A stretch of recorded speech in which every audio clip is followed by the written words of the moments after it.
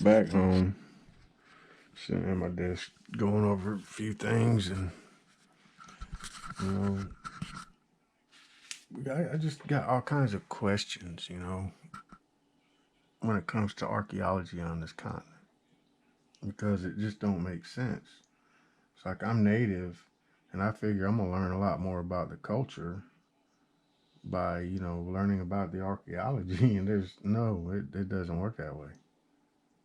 I mean, there's no historical content or context.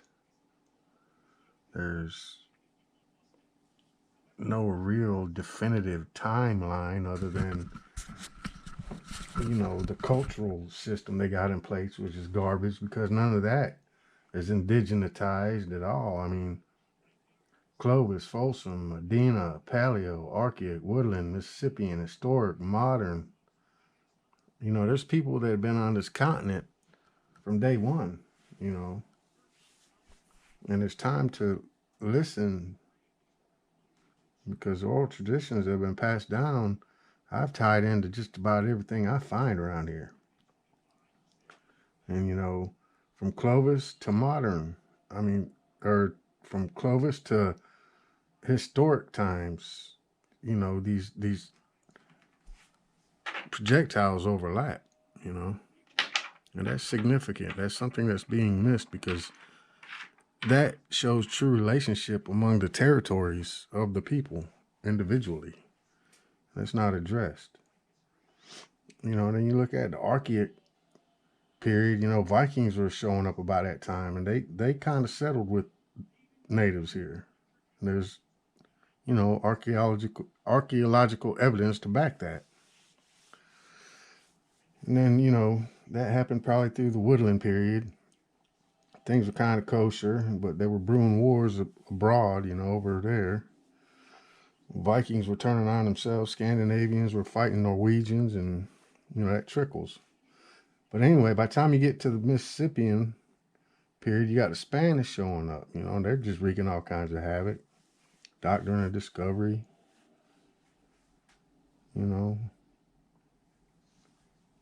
I mean, it didn't really stop there because the historic period, you got the British, the French, and the Americans, And none of this kind of stuff gets addressed when people are finding all these projectiles. And there's history books that give dates, names, places, but it never gets associated to this. They look at them and say, oh, that's a Clovis. No, yeah, it's Clovis, but that's how long they've been around. And in fact, they're finding more Clovis on the East Coast now than West Coast. And Folsom, and Medina, Paleo, all kinds of them. But anyway, that kind of deals with symbolism. You got the things you find, the symbolism associated to the types of these arrowheads, from territory to territory. And when you find one of these here made out of Dover chert, they've been here for a minute. They're using the local resource.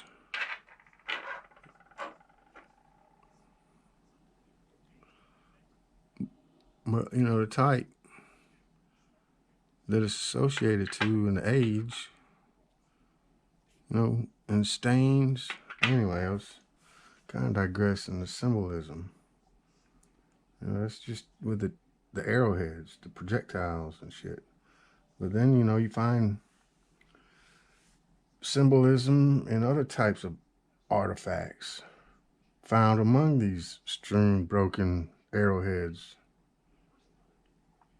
You find snakes. Around here, I find snakes, faces, birds, skulls, dogs, buffalo. I mean, effigies and zoomorphic figures etched in the stone, be it a carving in the rock itself,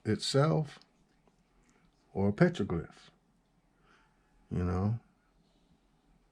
These things I'm finding that have those as a symbolism I associate to warrior societies. And this place has warrior societies that shouldn't even be mixed together, but are of the same period. So that again, that would fall into how the tribal system came into existence and what it means to be tribally affiliated, band affiliated, or federally recognized. I mean, there's just so much shit that goes on in rogue archaeology that does not get addressed when it comes to just this. It's one big circle.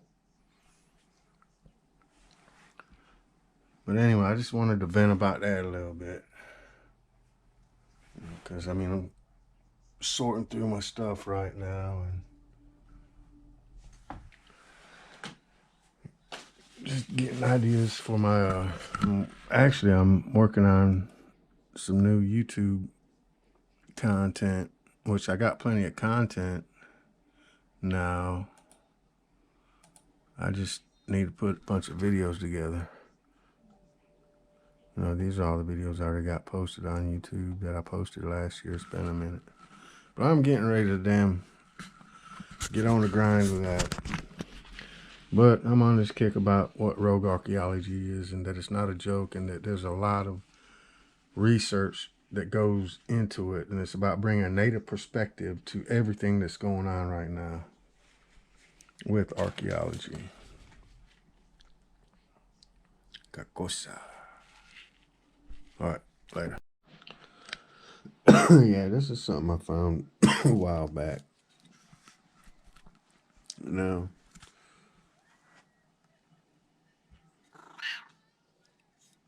you look at it, looks like a pistol. But how in the hell did all this crustacean or this form on it? Because it couldn't be any more than 200 years old, I would say.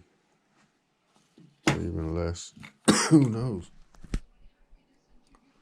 But, I do find weapons made out of that same material. But that's a geological question, and riddle pretty much. Because I wouldn't think something as recent as a couple hundred years would get this kind of buildup on it in fresh water. But, oh, wow. There's a lot to say about, these humongous areas spread with it.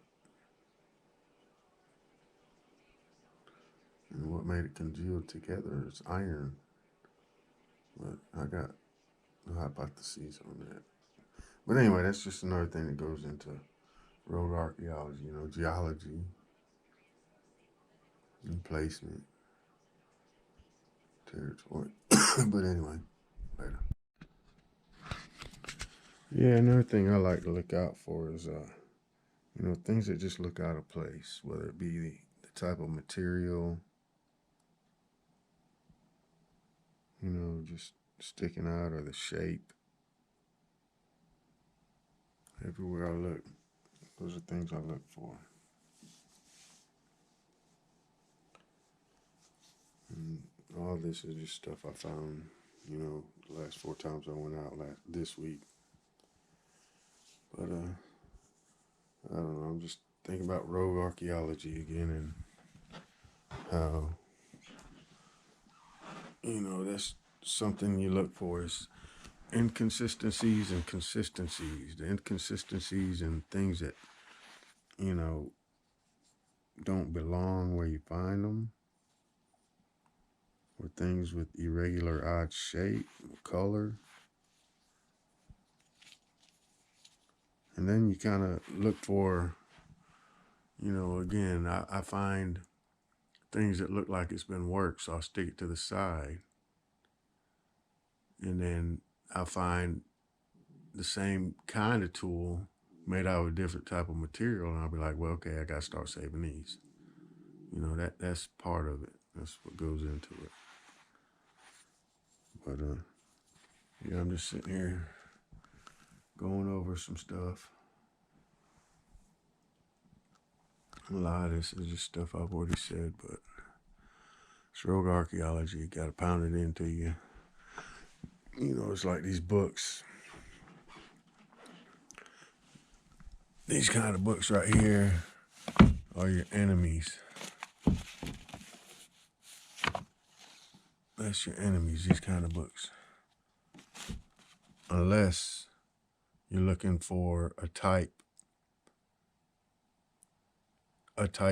location where it's found at, you know, because they like to say where they found things, or in a roundabout way, you know, compare it to what you find. But there's a whole different type of system.